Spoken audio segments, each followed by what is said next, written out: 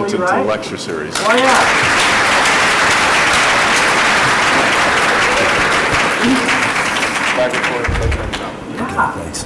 All right, good afternoon, everybody. Well, I was joking with Scott about reading my bio. Usually you have bios and they're horribly boring and everybody falls asleep. Right? Okay, I have 3 head nods out of this room of 275 people. So, all right. Anyway. So, and we'll prove them. All right, why do I have this picture up here today? Whatsoever the Lord their God shall command them. It's Veterans Day. I promise I'm not going to preach. I'm a little patriotic. But and, the thing I've learned. I am now officially a defense contractor. My wife and mother and Scott Peterson affectionately refer to me, I think it's affectionately, as an arms dealer, but that's what we're going to talk about today. Although we will for a little bit if we have time. Because I think it's important to understand this road. How many of you hope to either be entrepreneurs or work for a startup or build something and grow it into something even more impressive and impactful? So pretty much everybody, right? That was an assumption I made. So we're going to talk, hopefully we have a journey today that is somewhat unique and adds value. And if you have questions, write them down. I will answer any question. Just be prepared for the answer in the Q&A session after, is it 4:20 or 4:30? So to learn, to grow, to fail, to try, to get better. So my big first question is, why are we here? One of the things that's helped me immensely. This is a real question, so whoever has the courage to answer. No right or wrong answers. Anybody want to take a stab? Usually, so when you're doing great and your business is doing this stuff, it's wonderful, and you can overlook a lot of from entrepreneurs. Okay. Revenue shift. All right. What if you went a little bigger? Why are we here? All of the works begin to pop a little farther up, a little higher view besides the 500-foot level. Becomes very real. And unfortunately, become something better. Yeah. Hopefully, right? What else? We don't seem to grow without pain for some reason. Yes. It seems to be part of this structure where our spirits are in. It has all to do with the body. So, exactly. I mean this very or to take it a step farther, have you ever heard this to be tried and tested? Again and again and again, especially. Have you ever heard that? Extraordinarily painful. The most okay, I have 3 head nods out of this room of 275 people. All right, so, and we'll prove them herewith to see if they will do all things whatsoever the Lord their God shall command them. Right? Now, I promise I'm not going to preach too much. We don't say layoffs. But the thing I've learned, this is really important. Put that down. And it is. Right? It's all now, the other thing I've learned is this. So, entrepreneurship, the Lord's playground for personal growth. Wow. Let me tell you, if you want to grow and give God opportunities for growth, start a company. Just go for it. Make that choice. You can either act or be acted upon, right? I believe I want to take action, although there are times when I'm hoping somebody upstairs will maybe act upon me, give me answers a little more firmly sometimes, but they don't seem to come when I really want them, and when I don't need them, I get a lot of them, but those answers. Anyway, enough about that for the moment. So we have these experiences. So to learn, to grow, to fail, to try, to get better, those are all correct answers. One of the things that's helped me immensely, especially when things get crazy, by the way, revenue covers all pain. It kind of hides all warts, usually. So when you're doing great and your business is doing this stuff, it's wonderful and you can overlook a lot of mistakes. But when revenue shifts or the market shifts, then all of the warts begin to pop up and bubble up, and this personal growth opportunity becomes very, very real. And unfortunately, what do I say? No pain, no. Yeah, we don't seem to grow without pain for some reason. It seems to be part of this structure where our spirits are in. It has all to do with the body. So, but I mean this very sincerely as we go through these things. The one thing that I've come back to again and again and again, especially when things were extraordinarily painful, the most stressful moments I've ever had in my life, was CEO of a company when market shifts were happening and we had to do RIFs. Does anybody know what a RIF is? Scott does. It's a reduction in force. We don't say layoffs, we don't say firing people, we say RIF. Okay? So, Mark, put that down. And it's all those painful things. Looks like our projector might be just a little bit hot. I'm going to talk to these things. So to tell you a little bit of history about me, our company, the School Improvement Network, started in 1991. So I was an entrepreneur that had participated in acquisitions. We did lots of crazy things, and had the business for over 26 years. So it's a fairly unique story with an ed tech company, especially with all that's going on. So as you're thinking about these things, don't make notes and we'll talk about it. So one summer I was in Salt Lake on a management consulting gig with First Security Bank. Does anybody know what First Security Bank is or was, besides Scott? Well, okay, I have one gentleman nodding his head up there in the audience. So they became Wells Fargo, and my dad pulled me aside one day and he said, "Hey Chet, I've got this idea. I've been making these videos for Jordan School District. I've been out in Johnson City, New York, and it's amazing. Kids want to come to school early, they want to stay late. Anybody that wants to play football can be on the football team. Any young lady that wants to cheer, or anybody can be a cheerleader for that matter. And teachers love their jobs." He said, "It's the craziest thing in the world." He said, "I want to start this, I have this idea, we're going to produce these videos, and we're going to show teachers how to teach really well." He said, "What do you think?" Well, I had this, I say, the love and feeling in my gut for it. I just knew this was something that would be big. Well, a few months later, I was living in Vegas working for this management consulting group. We worked with educators, mostly school districts. The overwhelming majority of our business was banks, and I was driving us into the long-term care, so nursing homes and medical facilities. Dividends, right, yeah. And we like distribution. I got a call one day from my mother that said, "Hey, we put a flyer together. Will you look at it? We're going to mail this out." So I get this flyer, and it's a little brochure. This was back in the day when you put, you'd lick these things and stick them on, what's that stuff? Paper. These envelopes. I don't know if you guys know about these things, but we would, I got this flyer in the mail, and it was color on one side, and it was black and white on the inside. But in 1994, and I called up, "Are these videos color, or are they black and white?" They were all color. But that led to some dialogue with my parents, and my wife and I decided, we're going to start this company, we're going to get together. And I asked them, I said, "What are you going to do about funding?" They said, "Well, we've got a commitment from some of the experts we're working with. There's these 3 guys, and they've agreed to put up $20,000. I said, "Okay, is that going to get us anywhere?" "Oh yeah, that's great." And we got started, and so there was mostly sweat equity, and we started to go down this road. And a year and a half into it, my parents said, "Hey, we're going to meet with Jack and Al, and we're getting the agreements put in place." I said, "What agreements?" "Well, the money they invested, we're just put." So this is a year and a half into the business. We're now making money. And I said, "So what's the split?" I didn't have any equity at that point, by the way, either. Not that I was driven by that, but I didn't even, honestly, I didn't really understand it very well. And they said, "Well, it's 50-50. I said, "No, wait, all of us are working. Joan," that's my wife, my folks, John and Blanche, and myself. I said, "We're all working. What are those guys doing?" And they're getting 50%. Little did I know that I had a lot of influence at the time. I could have made some other suggestions like 60-40, 70-30. But what happened is 3 years later, these guys are saying, "Hey, when are we going to get distributions?" And does anybody know what distributions are? Dividends, right, yeah. And we like distributions. So especially when you get distributions and there's still a lot of cash left over in the business, then it's really nice. Well, these guys saw that we were being profitable, and they wanted to just scrape everything out of the company. And we're young. We basically have bootstrapped the company outside of that $20,000, and we're growing. And this group had given us a list, and that list kind of gave me my own peace of mind. I'll explain in a minute.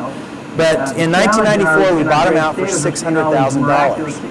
So that's a pretty good return, right? $20,000 in 91, summer of 91 to the summer of 94 to turn that into $600,000. It seemed crazy to us, but we got to a point in business when you're in a 50-50 split, if you don't agree on things, the business literally can shut down. You have a board that gets in a stalemate mode. You have all these little weird nuances. Some people don't make decisions. You really can't. And the way agreements, which were pretty soft, were written, it just left a whole lot of opportunity for problems. So, Mark, that goes down in the book of learning. And we ended up not going into receivership, not doing all these things that we thought we may need to do, and we bought them out. Now, they had given us a list, provided us a list of clients that they had worked with, and I could call those clients and say, hey, this is Chet from the Video Journal. Al said to give you a call, and I had superintendent's attention. We were again, this was professional development for teachers.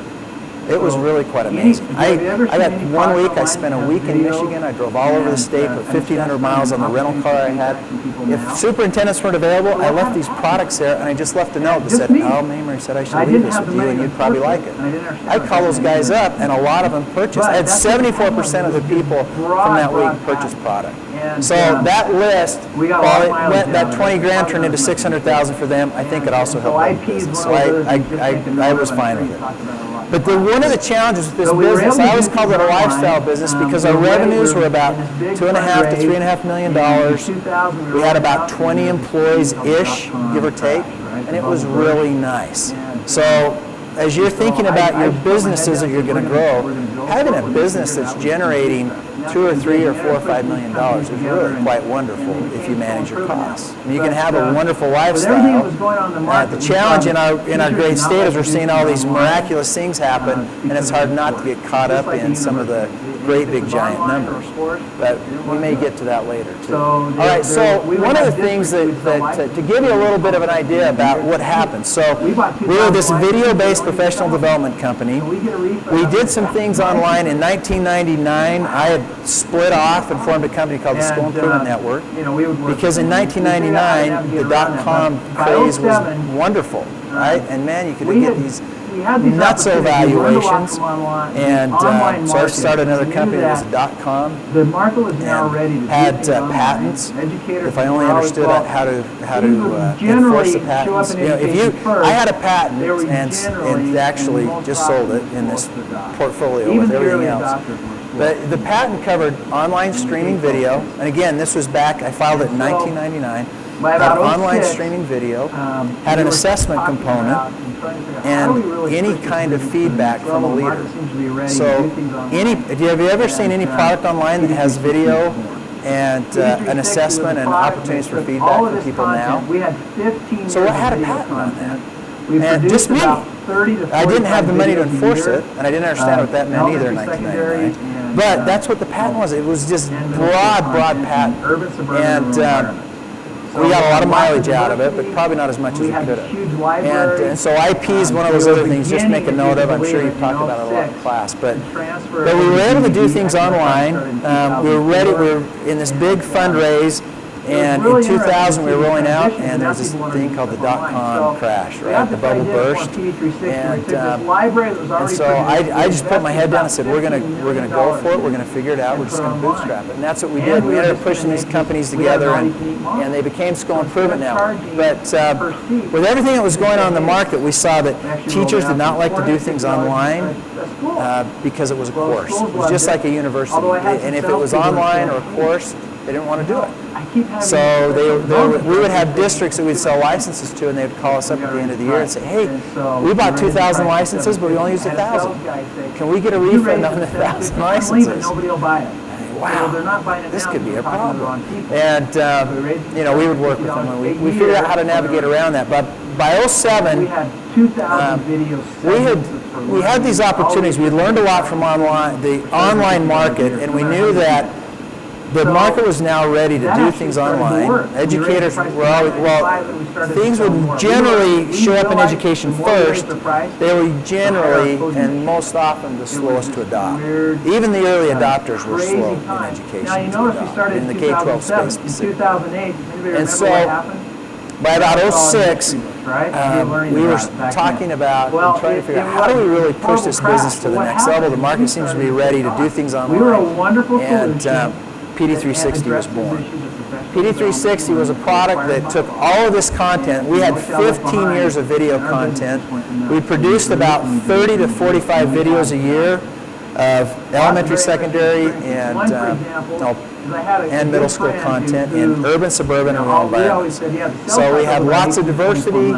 We had this huge library. We were beginning, if you can believe it, in 06 to transfer over to DVD. Actually, that probably started in 2004.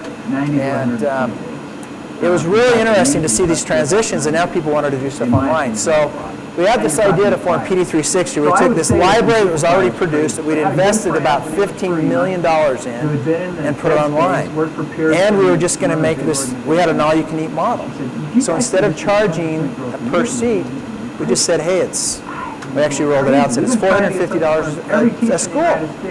Well, schools loved it, although I had some salespeople that said, hey, you know, I keep having these professional development directors saying it's too much money. I said, we've got to raise the price. And so we raised the price to $750. I had a sales guy say, if you raise it to $750, I'm leaving, nobody will buy it.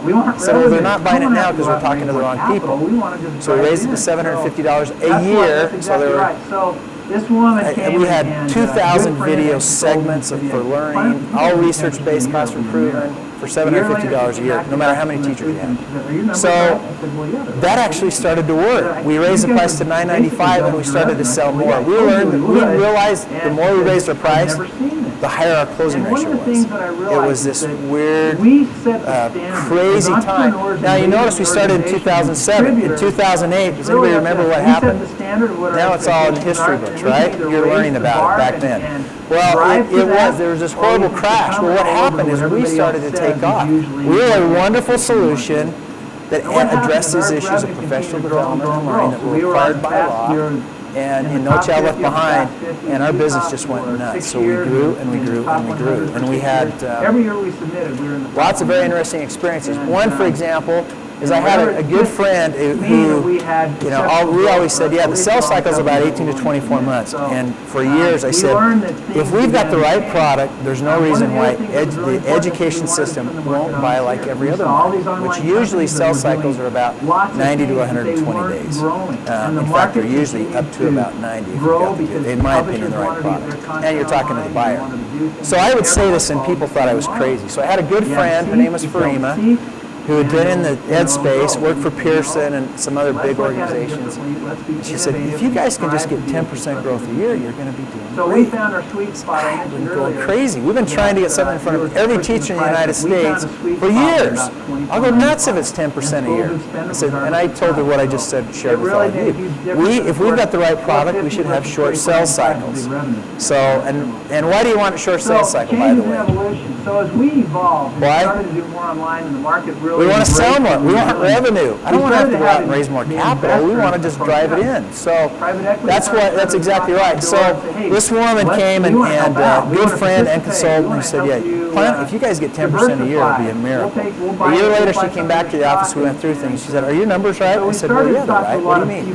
She said, you guys have basically doubled your revenue. I said, well, yeah, I told you we would. And she said, I've never seen this. And one of the things that I realized is that we set the standard. As entrepreneurs and leaders in the organizations and contributors, it's really up to us. We set the standard of what our expectations are, and then we can either raise the bar and drive to that, or we can succumb and roll over to what everybody else says is usually what the expectation of the market is. But what happened is our revenue continued to grow and grow and grow. So we were in the top 50 on the Fast 50 in Utah for 6 years. We were in the top 100 for 6 years. Every year we submitted, we were in the top 100. Just meaning that we had exceptional growth for at least all the companies that were willing to submit. So we learned that things began to change. One of the other things that was really important to us is we wanted to turn the market on its ear. We saw all these online companies that were doing lots of things, but they weren't growing. And the market continued to grow because publishers wanted to get their content online. They wanted to do things, but everyone followed the same model. You have a seat, you sell the seat, and it'll grow. And we said, no, let's look at it differently. Let's be innovative and strive to be as disruptive as we can. So we found our sweet spot. I mentioned earlier that we were pushing the price up. We found a sweet spot was about $24.95, and schools would spend it regardless of size. So it really made a huge difference. And of course, $450 versus $24.95 is a big revenue impact, right? So changes in evolution. So as we evolved and started to do more online and the market really embraced what we were doing, we started to have the investors approach us. Private equity firms started to knock on the door and say, hey, we want to help out. We want to participate. We want to help you diversify. We'll buy some of your stock and so we started to talk to a lot of people. Now, one of the things that was important to us is we didn't get an investor group in that wanted to tell us how to operate the business. So a non-operator was pretty important to us at this point in time in 2010 and into 2011.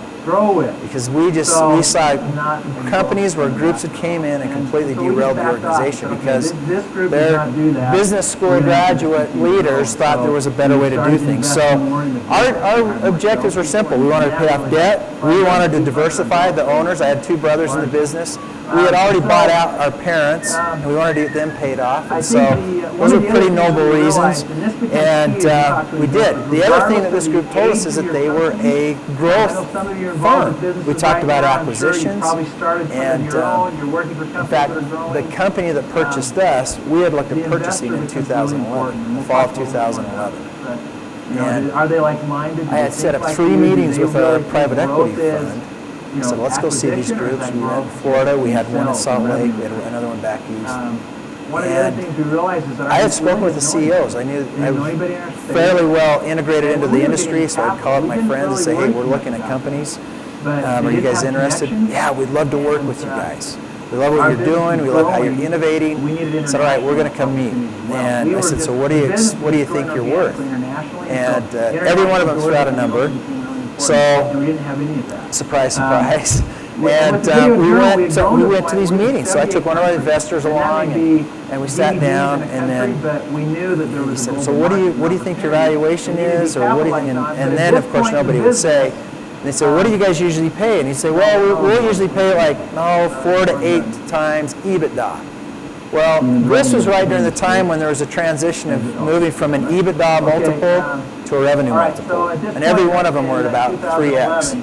Revenue, not 3x EBITDA, let alone 4 or 5. So I knew immediately we had a problem. So I talked to one of these guys. I said, hey, you guys are growth, right? We're going to grow. We're going to do acquisitions. They said, yeah, well, if you guys get out and sell more, you're going to have capital to grow with. So not a growth fund after all. And so we just backed off and said, okay, this group does not do that. We're going to have to just continue to grow. And so we started to invest more in the business. We had more salespeople, and that really helped fund we funded our growth really within. We didn't care if people said, well, and so how are you going to choose? I think one of the other things that we realized, and this becomes key as you talk to investors, regardless of the age of your company. I know some of you are involved with businesses right now. I'm sure you've probably started some of your own. You're working for companies that are growing. For every student, we don't care what neighborhood the investor becomes really important, and we'll talk a little bit more about this. But, are they like-minded? Do they think like you? Do they really think growth is,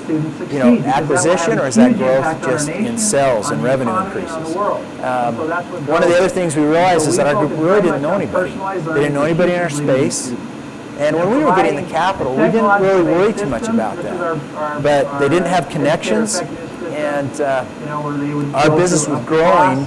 We needed international opportunities as well. The business was just growing organically internationally, and so international doors that could be opened became really important, and we didn't have any of that. Now here's what became really impactful. And with the Video Journal, we had grown to a point where we were in 78 countries, and that may be DVDs in a country, but we knew that there was a global market and opportunity that needed to be capitalized on. But at this point in the business, it doesn't.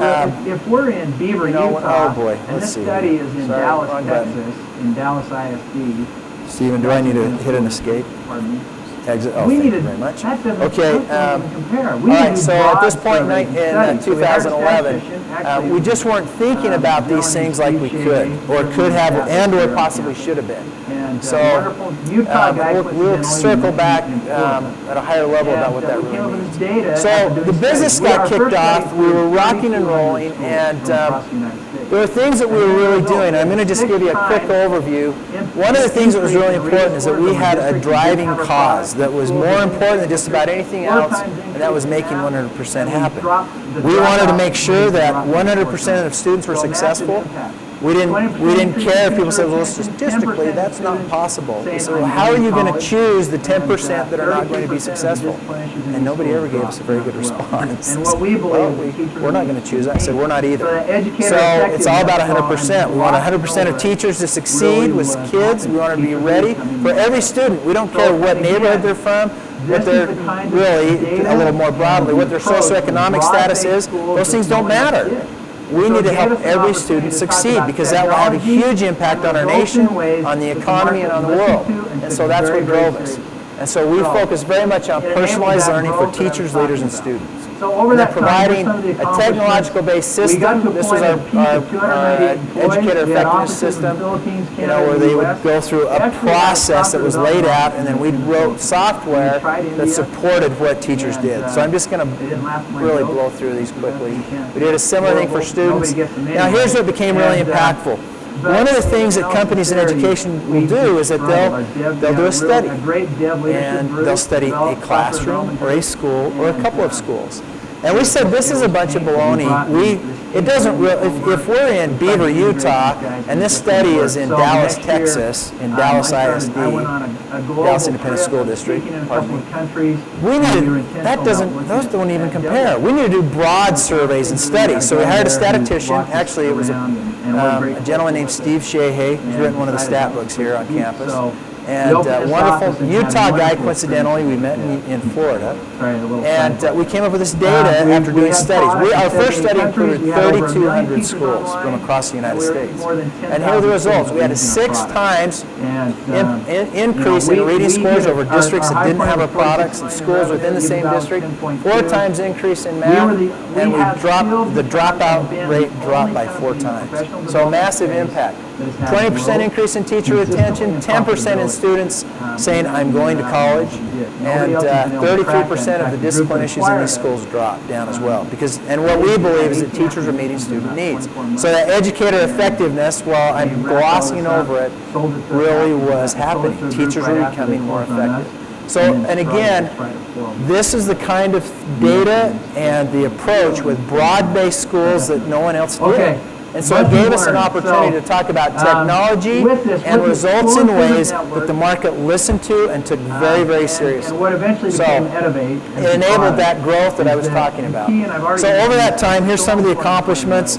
We got to a point at a peak of 298 employees. We had offices in the Philippines, Canada, and the U.S. We actually had a software development office in the Philippines. We had tried India, and they didn't laugh at my jokes. I said, that's horrible. Nobody gets them anyway. And but in all sincerity, we just struggled. We had a great dev leadership group, software development group, and it was painful. We brought this team from India over. We tried to integrate these guys, and it just wouldn't work. So the next year, I went on a global trip. I was speaking in a couple of countries, and we were intentional about looking at dev locations. We found Cebu. We had a guy there who walked us around and worked very closely with us, and decided that was the place to be. So we opened this office and had wonderful experiences with our dev team, by the way. Sorry, a little sidebar there.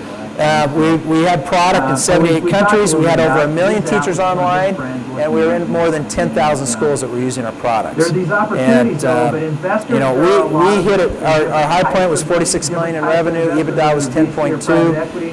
We have still become and been the only company in the professional development space that has had growth consistently and profitability year in and year out in the ways that we did. Nobody else has been able to crack that. In fact, the group that acquired us, they had 18 acquisitions in about 24 months, and they wrapped all this up, sold it to a sold it to a group right after they closed on us, and then struggled to try to pull all these things together. We actually gave them suggestions on what to do, and they didn't do any of those things, but that's another story. Okay, lessons learned. So with the School Improvement Network, and what eventually became Edivate as the product, is that the key, and I've already mentioned this, it's so important to find the right investor. There's over $1 trillion right now just kind of floating around the United States to be invested in projects. We see every industry that I've been exposed to or work with, and there have been a lot. There's no shortage of capital. There's still not any shortage. We're hearing about wonderful exits. We're having one here, just had one here in Utah, and we will continue to see them, which is really exciting, I think, for me and hopefully all of us. But finding that right investor, when you're out, is there anybody here who's out looking for capital that you feel okay to raise a hand or show us? Meeting with investors, anybody at that point yet? So, and you don't need to raise your hand, it's fine. But if you are, some of you I know will be over the next, and some of you are thinking right now, okay, we got to figure this out. How are we going to go do this? Knowing this type of group we're sitting here. My son-in-law was sat in this auditorium. He graduated about a year ago, actually. So, and we talked a little bit about it. He's out with one of his friends looking right now, and there are these opportunities, though, but investors, there are a lot of them. There's different types of money, different types of investors, whether they're VC or private equity. There's family funds. There's a broad range of opportunities. The problem as a CEO, we don't usually learn about these opportunities until after the fact. It's after we do the deal, and then we run into somebody at some event, or we meet somebody and we learn.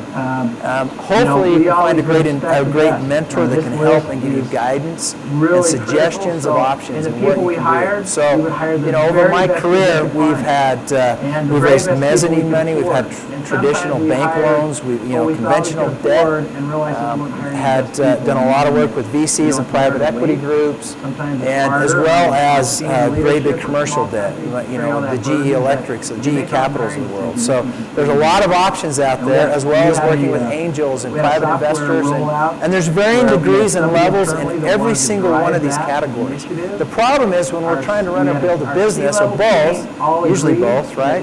It's very difficult to find time to figure all this stuff out and continue to grow the business. So just be sensitive to it. So one of the other things that was really critical for us, like through making 100% happen on the screen, having a larger-than-life cause, we found it to be critical. It's what drives the organization. For me, money has never worked. I've never been able to chase dollar signs, ever. I do, and I'm terrible at it. And having a mission, though, that has great impact became very easy for me to support the market in the way we wanted to give opportunities to our team, our employees. We rolled out the same mission, the cause, we called it a cause, in the Philippines, and everybody embraced it.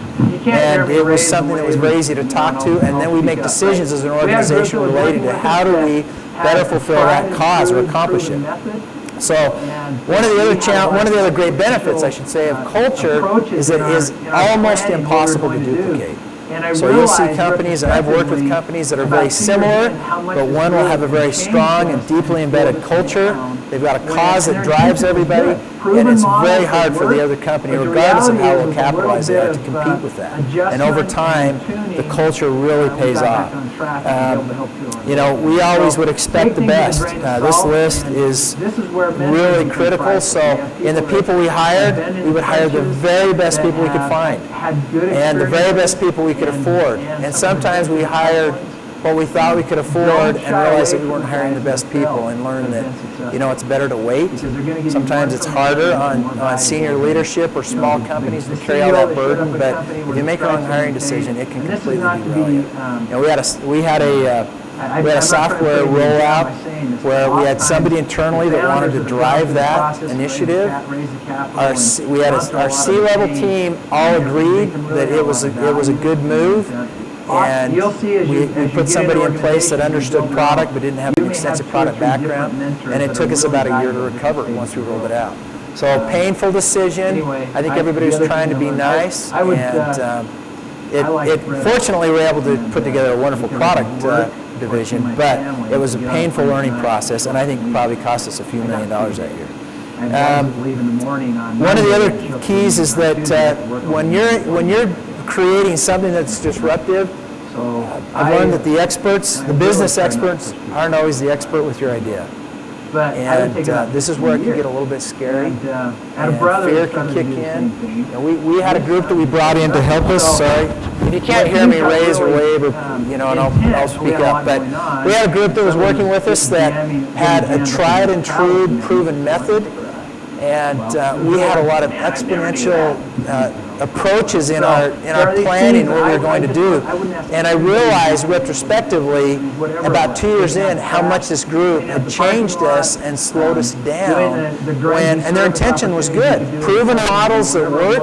But the reality is, with a little bit of adjustment and tuning, we got back on track and was able to help fuel our growth again. So take things with a grain of salt, and this is where mentors become priceless. If you have people that have been in the trenches, that have had good experiences, and some of them been through the tough ones, the other part, everybody says don't shy away from the guys that have failed, that have been successful, work as hard as you because they're going to give you more information and more valuable than the CEO that showed up at a company where the stripes have been paid. And this is not to be, what kind of crazy growth we had. I'm not trying to put anybody down by saying this, but oftentimes the founders that have gone through the process and raised the capital and gone through a lot of the pain, they can really add a lot of value. And you'll see as you get into organizations and you build your own, you may have 2 or 3 different mentors that are really valuable at different stages of growth. Anyway, the other thing I learned, I liked red eyes. So it made it really because I easy could for work me. or see my family and get on a plane at night and show up at a meeting the next day. I got a free day. I have guys that leave in the morning on Monday and show up for meetings on Tuesday. I could work all day Monday, go home, be with my family, and fly out Monday night. Big question. And I really try not to push people on red eyes, by the way. Just know that. But I would take about 15 a year. And I had a brother that started to do the same thing. And we just found it to be so productive. So when things got really intense, or we had a lot going on, and somebody was getting jammed up against travel commitments, I said, why don't you take a red eye? Well, it was really hard to say, man, I'd never do that, because we do it all the time, right? So there are these things that I just learned. I wouldn't ask anybody to do anything. I mean, whatever it was, taking out the trash, cleaning up the parking lot, doing the grungy service opportunities we could do as a company, I mean, whatever it was. And it just made it so, it really helped reinforce this wonderful culture about everybody putting in. And we had a lot of little key phrases, kuleana, which is a Hawaiian word for stewardship, and taking responsibility for more than you actually have for your job. And these keywords became really important. So the other part, everybody says is work hard, work harder, keep balance. Work as hard as you can, build a great business. Hey, and keep balance. But the one thing that I think helped me a lot is that I knew no matter how good our idea was, no matter what kind of crazy growth we had, I had a private equity group fly into town one day, take us to breakfast, and said, you're the only company that's had growth like this in this professional development segment. And of course, it's really easy to start feeling great. And I just knew, I said, it's not me, it's not us. We're working hard, but we're trying to do good things. And we've been blessed. This stuff all comes from the Lord. It does. So it made it really easy for me. I had a couple experiences that led up to that, though, where I knew that everything, this whole journey I was on, and I've been on, is purely just a blessing and an answer to prayer. So keep that in mind. So big question, what next? We sold in 2017.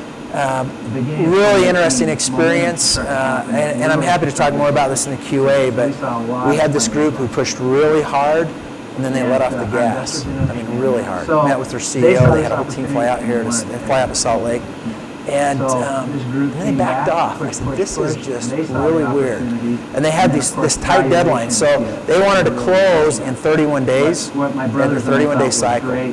So is that fast? Yeah, and that was from start to finish. So usually 90 days is doable, but people are working really hard. So we saw this and thought, wow, this is crazy. And I said to my leadership team, I said, they're either working on doing an IPO, that they've got a date they've got to meet, and they want to squeeze our numbers in, or there's something else going on. So they backed off. And then our investors had been in, so a lot of private equity firms have a 3 to 5 year cycle. Hey, we like to get in at 3 years, or maybe we'll go to 5. And our guys were in almost 6 years at that point. So they see this opportunity. We were ready. We've been working very diligently on the new law that every student succeeded at, that President Obama signed. Our language was in that law. I'd spent a lot of time in D.C. meeting with committees, and these are staffers, and with senators and congressmen and women to get this language in the law. And so it came out of committee, our language stayed in the draft. It was unanimous. It started to work its way through the Senate, and we were just shocked that our language, which was creating this personalized professional development, stayed in the law. So this law gets passed, our language is in it, we go through this transaction, our investors didn't get it. They didn't understand the value of having legal national law. The national law was literally changed for schools to get funding. They had to start implementing these things. We knew it would take about 2 years, which means that by beginning of 2018, momentum should start to happen, and it really should start to influence districts' decisions. So we saw a lot of financial opportunity and growth. And our investors didn't understand that. So they saw this opportunity and wanted to exit as quickly as they can. So this group came back, push.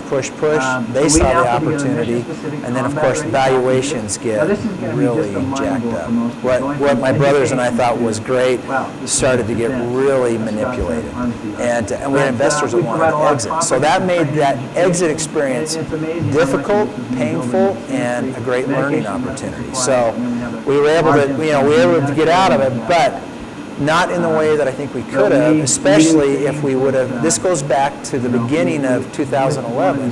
The type of investors we brought in ended up having great influence on our exit as well. So and this will be a fun topic in the Q&A. So that being said, I backed out and started to think, all right, what am I going to do? We started another gentleman and I formed a humanitarian group called the Global Humanitarian Group. We thought, well, let's just form a nonprofit. We don't care about exits anymore. It doesn't really matter.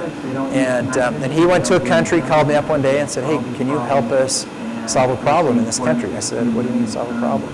He said, well, they've got a narcotics problem, and they're producing a tremendous amount of cocaine, and they need to eliminate it. Do you have some friends that can help? That probably doesn't sound great. But I said, yeah, and it's not the friends you think. But we had a division in the School Improvement Network called Magnum Fortis, where we worked with law enforcement and military organizations. Spent a lot of time in D.C. I mentioned earlier I'd been back there a lot. And I said, yeah, I know a few people. And long story short, this grew into an opportunity that the more I studied it, within a few short months, formed a company that's called USDGI. So it's a U.S. Defense Group. So, and this group's all about having global impact. And so we do some things. I'm going to blow through these slides. So this company has shifted now, taking those contacts and the information that we developed with School Improvement Network, at least on my side of the shop. So we now put together mission-specific, combat-ready packages. Now this is going to be just a mind blow for most of you, going from education to, wow, this is the defense, as Scott said, arms dealer. But we provide a lot of comprehensive training and education, and it's amazing how much of this has moved over into this industry, medication and medical supplies, and then we have a large emphasis on humanitarian disaster relief. But we do things that, with one of these phone calls, we realize they've got a huge narco-terrorism problem, and so we provide helicopters, the whole work. So it's very, very interesting. The other thing is that I have a deep understanding of tech. And so there's a lot of tech and opportunity to help solve these problems. This particular group we're working with, they don't use night vision, they don't run the jungle at night, they don't solve these problems, and we're seeing 452 million tons of cocaine in this country that's being distributed in the U.S., in Europe, and Asia. And they said, we've got an emergency, can you come help? So I pulled together a few of my friends, one who is the foremost authority on heroin eradication in Asia, was in Thailand when the supply went from 80% down to 1% of the heroin that was coming into the U.S. Another guy went with me. He actually said, I'm going to volunteer to go. He was in Colombia. If you look up Pablo Escobar, he was on that team that eliminated the cartels in Colombia. And so these are guys I took to these meetings to talk about how do we help solve this problem and really have impact on something that's impacting all of our lives, whether we realize it or not. the drugs and narcotics. So, but integrating training and all these other things becomes really important. And then the big key is how do we integrate technology that really has impact and save lives? This particular group in one meeting said we're losing 35% of our soldiers when they go out. That's a big loss. I'm sure it's a big loss. And so, everything from thermal optics, that's what this, oh, sorry. I think I'm pushing too hard. It's even, honestly, I was hesitant to even put this in here, not knowing everything from, thermal optics that allow people to see at night to drones that fly high, and so we can put all kinds of cool technology. And we can put a repeater on a drone and use it to communicate with a satellite. All right, everybody. So dense jungle. I'm going to say one last thing. We've got technology where we can spray the tops of the canopies of trees if we're in an area where terrorists are going to shoot down balloons or drones, and actually use the tree tops as our antenna. So DNC 67 verses 1 through 3. Look it up later. So we can repeat through the. This is a paint-based product. New projectiles that have they're fairly devastating, and then helping these groups understand the types of what's evolved in what we may not think is new technology, but is brand new technology in parts of the world. All of these things we are restricted by the Department of State. So anything that we do outside of the United States has to be licensed and approved by Congress. So it takes us about 90 days. This is a crazy intense industry, and there's lots of paperwork, but we can have massive impact. And so, let's see, just a couple other things. Yeah, we're 13 months in, we're completely self-funded, but we're looking right now, we're literally at a crossroads. I'm saying, do we go out and raise some capital, bring a little bit in? Some of us are I'm tired of funding a lot of it. And thinking, my wife's saying, hey, are you going to actually get a paycheck that's not coming out of your bank account? So that's another story. But I said, yeah, I think there are. So we're looking right now, do we bring in a capital partner? Can I find a private investor that's in? Now, this is a space that I don't know if you're aware or not. I know you are. That was sarcasm. That's really kind of a hot topic right now, right? I'm sure some of you are saying, wow, this is crazy. Would I ever get into that? And with all of the headlines now and what's going on in our nation, this is an area where it's even, honestly, I was hesitant to even put this in here, not knowing where everybody would be at. But this is what's going on, and for me, it's about having as much impact for good as we possibly can. So we're now saying, do we go out and find, what kind of partner do we find? What kind of investor? Are we there? Okay, yep, 420. All right, everybody, so I'm going to say one last thing. Think big. I'm going to share, I'm not going to go through these. I want to share one thing with you, though, really fast in summary. So DNC 67, verses 1 through 3, look it up later. This is where the Lord is saying to the saints, I hear your prayers, I know your hearts, and I want to bless you with the things of eternity and the things of this earth. But because of fear, I am not able to provide the blessing with which you seek. So remember, all things are possible. Think big. Fear will kill us, and the adversary loves to shut us down. Hard hearts cause a loss of knowledge. So if you get to that point where you're struggling and you're not figuring things out, go to the big guy, and you can get answers. So thanks, everybody.